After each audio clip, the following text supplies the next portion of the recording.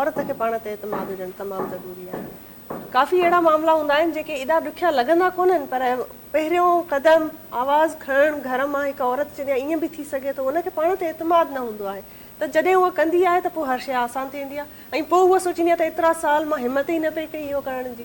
त ॻाल्हि इहा ई आहे त जॾहिं माण्हू पंहिंजे पाण ते एतमाद कंदो, जेसि ताईं तव्हां पाण ते बिलीव न कंदो, केरु ॿियो तव्हां ते छो कंदो। सो हर फ़र्द खे, चाहे औरत हुजे या मर्द, सोसाइटी अहिड़ी आहे त तव्हांखे पंहिंजो पाण मञाइण जे लाइ पाण ते बिलीव रखणु तमामु ज़रूरी आहे। हिकिड़ी तमामु इन हवाले सां जेका ख़ूबसूरत शाइरी आहे जेका मलका पीरज़ादा जा सिटूं मुंहिंजे हिन वक़्तु ज़हन में अचनि पियूं, त पुराणो दौरु हूंदो हुन शहर जॾहिं टेप रिकॉर्डर हूंदा, कैसेट्स हूंदा, उन ते असां म्यूज़िक ॿुधंदासीं। सो मां कंहिं टेप रिकॉर्डर ते रिकॉर्ड कयल को नगमो त न आहियां जंहिंखे बार बार ॿुधी तूं अरवाह तां लाहे छॾी। त औरत जेका आहे उहा वाकई में को ऑब्जेक्ट कोन्हे जंहिंखे मर्द यूज़ करे ऐं वरी पोइ उन शइ खे विसारे छॾी।